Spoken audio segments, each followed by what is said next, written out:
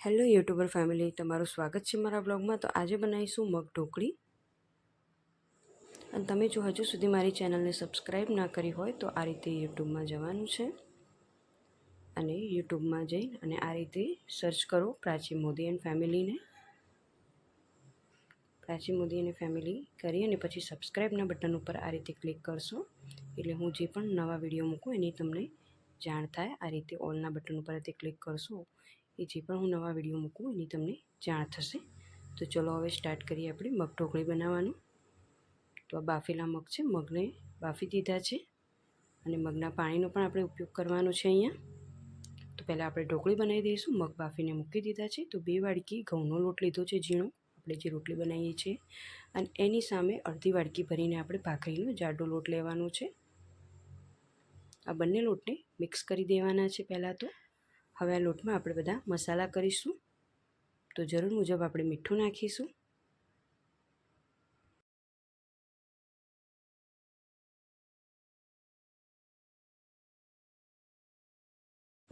હળદર નાખીશું, લાલ મરચું પાવડર નાખીશું, થોડીક હિંગ નાખીશું, ચપટી હિંગ નાખવાની છે, અજમો નાખીશું। અજમો એટલા માટે નાખીએ છીએ કે મગ ઘણાને ભારે પડતા હોય છે, સેટ નથી થતા શરીરમાં, એટલે આપણે અહીંયા અજમાનો ઉપયોગ કરીએ છીએ। હવે આ મસાલા સાથે બધા જ લોટને આપણે મિક્સ કરી દઈશું આ રીતે।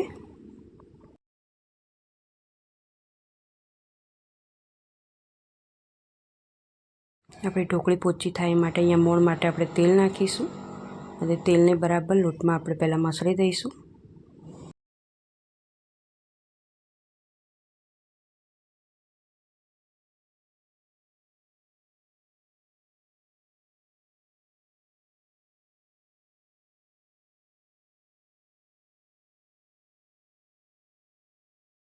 તેલમાં લોટને બરાબર આ રીતે મસળી દઈશું। બરાબર તેલવાળો લોટ થઈ જાય આપણો, વ્યવસ્થિત મસળાઈ જાય, બધી જગ્યાએ તેલ લાગી જાય લોટમાં, પછી જ આપણે થોડું થોડું પાણી નાખીને આપણે લોટ બાંધી દઈશું।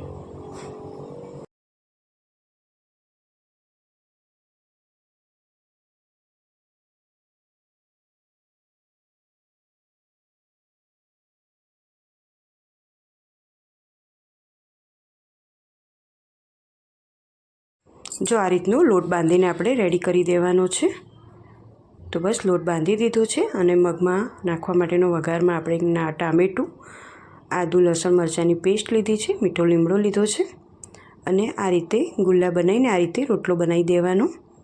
તો હવે આપણે મગ ઢોકળી બનાવવાની શરૂઆત કરીએ, એટલે કે રોટલા બનાવી દીધા છે ઢોકળી બનાવવા માટેના। તો તેલ ગરમ થઈ ગયું છે, 2 ચમચા ભરીને તેલ મૂક્યું છે। તેલ ગરમ થાય એટલે આપણે રાઈ એડ કરીશું। તો રાઈ બરાબર તતડવી જોઈએ। આ ઢોકળી જો તમારે હાથથી થેપીને કરવી હોય, નાની નાની બનાવી તો તમે બનાવી શકો છો। આ રીતે મોટો રોટલો બનાવીને અને નાના નાના પીસ કરીને ઢોકળી બનાવી હોય તો પણ તમે બનાવી શકો છો। તો રાઈ નાખ્યું, જીરું, હિંગ નાખવાની છે, ટામેટાં, મીઠો લીમડો, આદુ લસણ મરચાંની પેસ્ટ નાખી છે અહીંયા મેં વઘારમાં। હવે બરાબર આપણે હલાવી દઈશું મસાલાને। ગેસ થોડો મીડિયમ કરી દઈશું એટલે આપણો મસાલો બળી ના જાય। થોડું મીઠું નાખીશું હવે, એટલે ટામેટાં સરસ એવા ગળી જાય। બરાબર હલાવી દઈશું।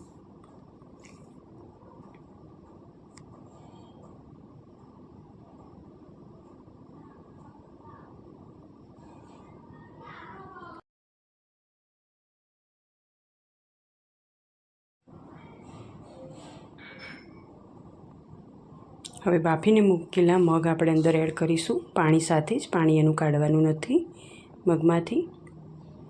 જો તમે આ રીતે કોઈ દિવસ મગની ઢોકળી ના બનાવી હોય તો ચોક્કસથી ટ્રાય કરજો, એટલી સરસ લાગે છે ટેસ્ટમાં કે તમે એકવાર બનાવશો તો તમને એમ થશે કે ફરી એકવાર આપણે બનાવીને ખાવાનું મન થાય, એ રીતનો ટેસ્ટ આવશે આનો।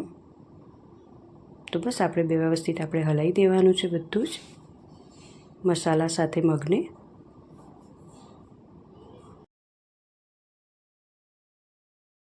આપણે બધા મસાલા કરીશું। મેં લાલ મરચું પાવડર અહીંયા નાખ્યું, તમે જે પ્રમાણે તીખું ખાતા હોય એ રીતે આપણે નાખવાનું। થોડી હળદર નાખી, ધાણા જીરું પાવડર નાખ્યું અને બરાબર આપણે હલાવી દઈશું હવે। થોડોક અજમો નાખ્યો છે, બહુ નહીં, એકદમ થોડો નાખ્યો છે અજમો, અને હલાવી દઈશું. થોડીક ખાંડ નાખી છે, અડધી ચમચી જેટલી ખાંડ નાખી છે, એનાથી ટેસ્ટ સરસ આવશે.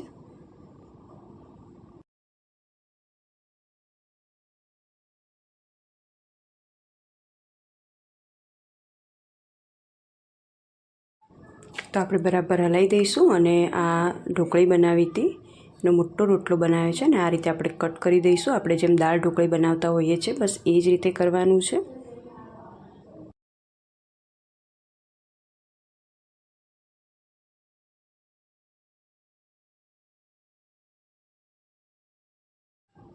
અને ઢોકળીનું પાણી આ રીતનું ઉકળે પછી જ આપણે આ ઢોકળી અંદર એડ કરવાની છે. બરાબર ઉકળે પછી જ આપણે આ ઢોકળી અંદર એડ કરીશું. આ રીતે બધી જ ઢોકળી બનાવીને આપણે આ રીતે અંદર નાખીશું.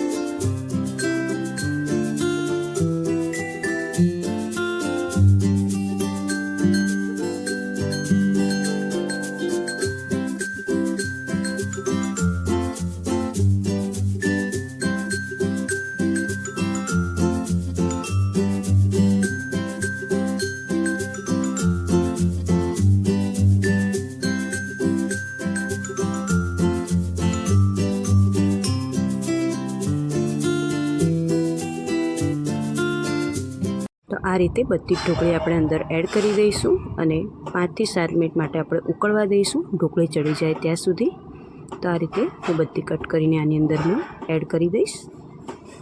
તો બધી એડ કરી દીધી છે અને 5 થી 7 મિનિટ માટે આપણે ઢોકળીને ચડવા દઈશું.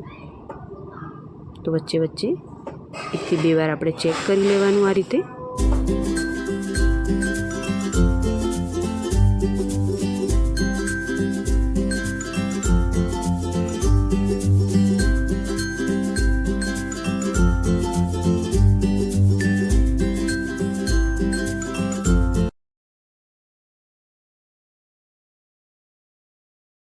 તો બસ થોડી વારે વચ્ચે આ રીતે આપણે ચેક કરી લઈશું. તો ઢોકળી હજી થોડીક કાચી લાગે છે એટલે ફરી આપણે એને મૂકીશું ઢાંકીને થોડીક વાર માટે. લગભગ 5 થી 7 મિનિટની અંદર રેડી થઈ જશે આ ઢોકળી.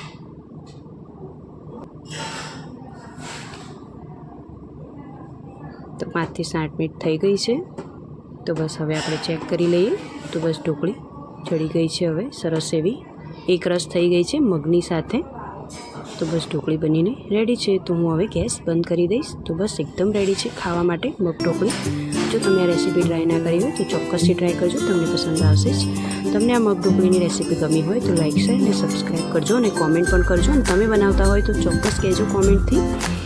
તો ચલો મળીએ એક નવા વિડીયોમાં. ત્યાં સુધી આવજો. જય શ્રી કૃષ્ણ.